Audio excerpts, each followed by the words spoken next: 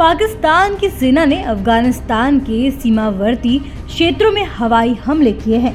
जी हां, जिसके परिणाम स्वरूप महिलाओं और बच्चों सहित 8 नागरिकों की मौत हो गई है। इन हमलों में पाकिस्तान सीमा के पास खोस्त और पक्तिका प्रांतों में नागरिक घरों को निशाना बनाया गया है। वहीं अब पाकिस्तान के हमलों का अफगानिस्तान ने भी करारा जवाब दे दिया है। ये हमले उत्तरी वजीरिस्तान में सुरक्षा बलों की चौकी पर आतंकवादी हमलों में 2 अधिकारियों सहित 7 सैनिकों की हत्या के बाद राष्ट्रपति आसिफ अली जरदारी द्वारा जवाबी कार्यवाही की कसम खाने के एक दिन बाद हुए हैं। हाफिज गुल बहादुर समूह ने घातक हमले की जिम्मेदारी ली थी। पाकिस्तान के विदेश मंत्रालय ने अफगान सीमा क्षेत्रों में उसी समूह को निशाना बनाकर आतंकवाद विरोधी अभियान की पुष्टि की, जो पाकिस्तान सुरक्षा बलों के खिलाफ बढ़ती सीमा हिंसा के लिए जिम्मेदार तहरीक-ए-तालिबान पाकिस्तान यानी TTP का एक गुट है। वहीं पाकिस्तान और अफगानिस्तान के बॉर्डर पर सब कुछ ठीक नहीं है। वैसे तो अगस्त 2021 में अफगानिस्तान में तालिबान के सत्ता में आने के बाद से ही दोनों देशों के बीच तनाव बढ़ने लगा था, लेकिन अब दोनों मुल्क जंग की कगार पर पहुंचते नजर आ रहे हैं। जानकारी के मुताबिक सोमवार को पाकिस्तान की सेना ने अफगानिस्तान में घुसकर एयर स्ट्राइक किया। इस हमले में 3 बच्चे समेत 8 लोगों के मारे जाने का दावा किया गया है। पाकिस्तान की इस हरकत के बाद तालिबान भी भड़क गया और उसने अंजाम भुगतने की धमकी दी है। बताया ये भी जा रहा है कि तालिबान ने बॉर्डर पर पाकिस्तान सैनिकों पर फायरिंग की। फिलहाल दोनों मुल्कों के बीच तनाव चरम पर पहुंच गया है। पाकिस्तान ने अफगानिस्तान पर आतंकवादियों को पनाह देने का इल्जाम लगाया है, जबकि तालिबान इन आरोपों को खारिज करता है।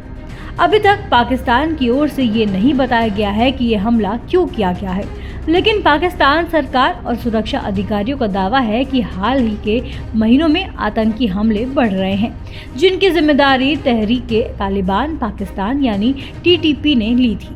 TTP अफगानिस्तान की सरजमी से पाकिस्तान पर हमला कर रहा है। हालांकि अफगानिस्तान के तालिबान ने पाकिस्तान के आरोपों को खारिज किया है।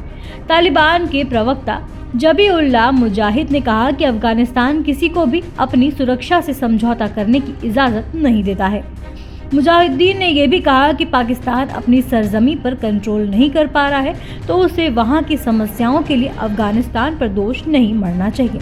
ऐसी घटनाओं यानी एयर स्ट्राइक के बहुत बुरे अंजाम हो सकते हैं, जो पाकिस्तान के कंट्रोल से बाहर होंगे।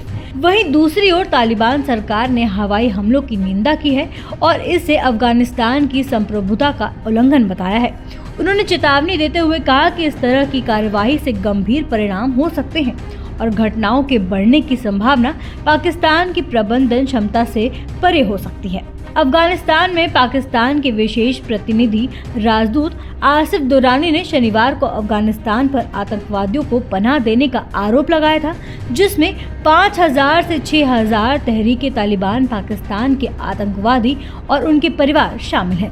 अफगानिस्तान ने इन दावों का खंडन करते हुए कहा है, हम अफगानिस्तान में किसी भी विदेश समूह की मौजूदगी को खारिज करते हैं और उन्हें अफगान धरती पर काम करने की अनुमति नहीं देते हैं।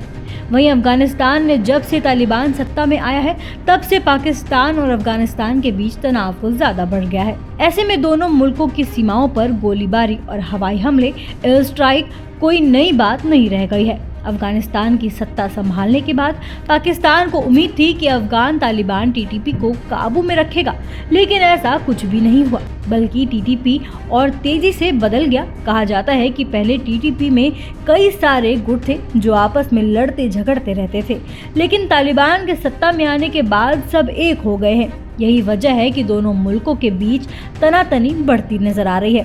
तालिबान के आने के बाद पाकिस्तान में TTP के आतंकी हमले बढ़ गए हैं। पाकिस्तान दावा करता है कि TTP के आतंकी अफगानिस्तान में पनाह लिए हुए हैं और वहां से वो पाकिस्तान पर हमलों को अंजाम देते हैं, जबकि तालिबान इससे बिल्कुल इनकार करता है।